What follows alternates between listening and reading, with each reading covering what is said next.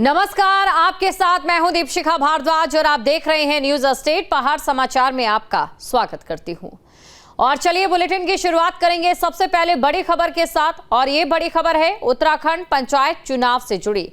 उत्तराखंड पंचायत चुनाव को लेकर बड़ी खबर। कैबिनेट की उप समिति ने सीएम धामी को रिपोर्ट सौंपी है। ओबीसी आरक्षण पर सरकार को ये रिपोर्ट सौंपी गई है। मंत्री सुबोध उनियाल की अध्यक्षता वाली उप समिति ने रिपोर्ट सौंपी है। ओबीसी आरक्षण को लेकर सुप्रीम कोर्ट का निर्णय आ रहा था आड़े। अब ओबीसी आरक्षण लागू करने के लिए अलग मानक होंगे। जिला पंचायत अध्यक्षों के लिए राज्य को इकाई माना जाएगा। तो जिला पंचायत अध्यक्ष के लिए राज्य को इकाई माना जाएगा। ये बड़ी खबर आपको बता रहे हैं। जानकारी आपको ये दे दें कि ओबीसी आरक्षण को लेकर सुप्रीम कोर्ट का जो फैसला है वो पंचायत चुनाव में जिस तरीके से तमाम गतिविधियां उसके आड़े आता दिखाई दे रहा था। तो मंत्री सुबोध उनियाल की अध्यक्षता वाली उप समिति ने रिपोर्ट सौंपी है। उत्तराखंड पंचायत चुनाव को लेकर ये बड़ी खबर आपको बता रहे हैं। तो ये बड़ी खबर देखिए, पहले भी काफी समय हो चुका है उत्तराखंड पंचायत चुनाव को लेकर और अब एक बड़ी खबर। कैबिनेट की उप समिति ने सीएम धामी को रिपोर्ट सौंपी है। ओबीसी आरक्षण पर सरकार को ये रिपोर्ट सौंपी गई है। मंत्री सुबोध उनियाल की अध्यक्षता वाली उप समिति ने ये रिपोर्ट सौंपी है। ओबीसी आरक्षण को लेकर सुप्रीम कोर्ट का निर्णय आड़े आ रहा था और अब ओबीसी आरक्षण लागू करने के लिए अलग मानक होंगे। जिला पंचायत अध्यक्षों के लिए राज्य को इकाई माना जाएगा। तो पंचायत चुनाव को लेकर काफी समय से इंतजार है। अब ऐसे में जो रिपोर्ट सौंपी गई है, रिपोर्ट में क्या कुछ है ये देखने वाली बात रहती है। बड़ी खबर आपको बता रहे हैं। उत्तराखंड पंचायत चुनाव को लेकर जिला पंचायत अध्यक्षों के लिए राज्य को ही इकाई माना जाएगा। कैबिनेट उप समिति की यह रिपोर्ट सौंपी गई है।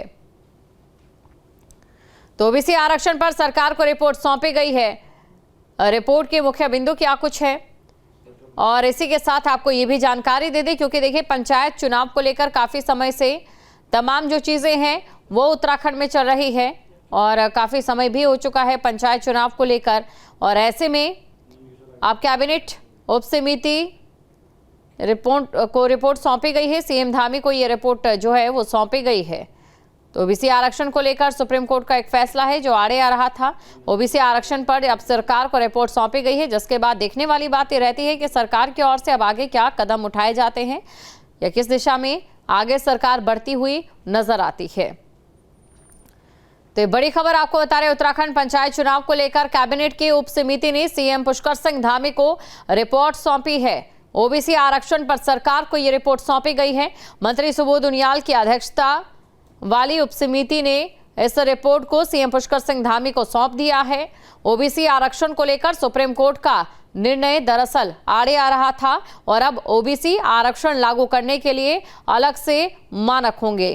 कौन कौन से ये मानक रहते हैं और किस तरीके से ओबीसी आरक्षण को लागू करने को लेकर इन मानकों पर अमल किया जाता है, ये देखने वाली बात रहती है। जिला पंचायत अध्यक्षों के लिए राज्य को इकाई माना जाएगा। तो पंचायत चुनाव को लेकर काफी समय से इंतजार है उत्तराखंड की अगर बात करें, और इसी को लेकर एक तरीके से राजनीति भी देखने को मिल रही थी, जहां पर विपक्ष की ओर से सरकार पर आरोप लगाए जा रहे थे। और अब देखिए रिपोर्ट सौंपी गई है। तो पंचायत चुनाव को लेकर जिस तरीके की चीजें बनी हुई थी या फिर जिस वजह से तमाम चीजें थी अब वो निकलकर सामने आ रही है। ये बड़ी खबर आपको बता रहे हैं। ओबीसी आरक्षण पर ये सरकार को रिपोर्ट सौंप दी गई है और इसके बाद सरकार किस दिशा में बढ़ती नजर आएगी ये देखने वाली बात रहेगी। ये बड़ी खबर आपको बता रहे हैं। सीएम धामी को रिपोर्ट सौंप दी गई है। तो सीएम पुष्कर सिंह धामी को रिपोर्ट सौंप दी गई है उत्तराखंड पंचायत चुनाव को लेकर। यह बड़ी खबर। कैबिनेट की उप समिति ने सीएम पुष्कर सिंह धामी को रिपोर्ट सौंपी है।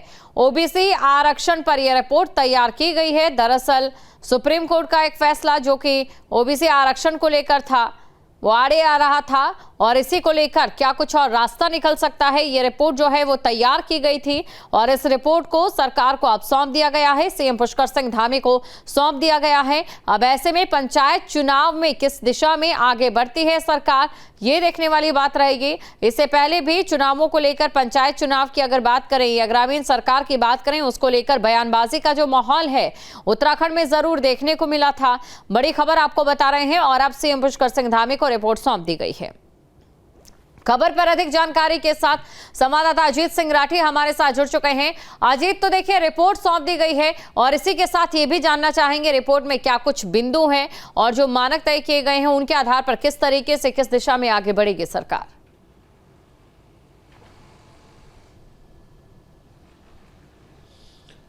देखिए, किसी भी चुनाव का खास तौर पर त्रिस्तरीय पंचायत चुनाव जब होते हैं तो आप ये समझ लीजिए कि उसकी शुरुआत आरक्षण से होती है। तो आरक्षण अगर आपने सही ढंग से लागू कर दिया तो आगे का कार्यक्रम होगा, उससे पहले वो आगे का कार्यक्रम भी जारी नहीं हो सकता। यहाँ ओबीसी आरक्षण को लेकर के एक पेंच फंसा हुआ था कि कुछ जिलों में ओबीसी की संख्या, जैसे उत्तरकाशी का जिला है, वहाँ 70% के आसपास ओबीसी हैं, लेकिन वहाँ पर 28% से ज़्यादा नहीं दिया जा सकता, क्योंकि किसी भी जो SC ST का जो आरक्षण है, तो यानी SC को संविधान से 18% और ट्राइबल को यानी ST को 4% आरक्षण मिला हुआ है। तो उसके साथ समस्या ये है कि जो ओबीसी का आरक्षण है वो पॉलिटिकल गवर्नमेंट ने दिया है और जो SC ST का आरक्षण है वो संविधान ने दिया है। लेकिन सुप्रीम कोर्ट की एक रूलिंग है कि आप कुल मिलाकर के 50% से ऊपर आरक्षण नहीं करेंगे, यानी 50% से ज़्यादा आरक्षण नहीं होना चाहिए, ये सुप्रीम कोर्ट की अवमानना हो जाएगी।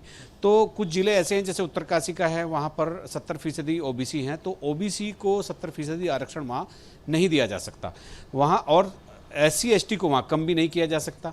तो अब एक फार्मूला ये बन गया है कि जिला पंचायत अध्यक्ष के पदों का जो आरक्षण होगा वो पूरी तरह से उसको स्टेट का मतलब राज्य को इकाई के रूप में देखा जाएगा। यानी अगर 12 जिलों में इस समय चुनाव होंगे तो 12 में से 2 SC की जाएंगी, 2 OBC जाएंगी, 1 ST जाएगी, इस तरह से आरक्षण होगा। और जो ब्लॉक प्रमुख, जिला पंचायत सदस्य, ग्राम प्रधान, ग्राम पंचायत सदस्य, BDC मेंबर, तो इनके जो आरक्षण होंगे उनके लिए जिले को इकाई माना जाएगा। यानी जिले में जनसंख्या के हिसाब से जितना भी जिसकी भागीदारी होगी उसी हिसाब से जो आरक्षण संविधान में है और सुप्रीम कोर्ट की रूलिंग के हिसाब से है उतनी ही सीटों का आरक्षण होगा। यानी दलितों का तो 18% होगा, लेकिन अगर OBC 28% नहीं है जितना उन्हें आरक्षण मिला है तो उनको फिर 28% नहीं मिलेगा। अगर 28% से ज़्यादा है तो फिर ज़्यादा भी नहीं मिलेगा।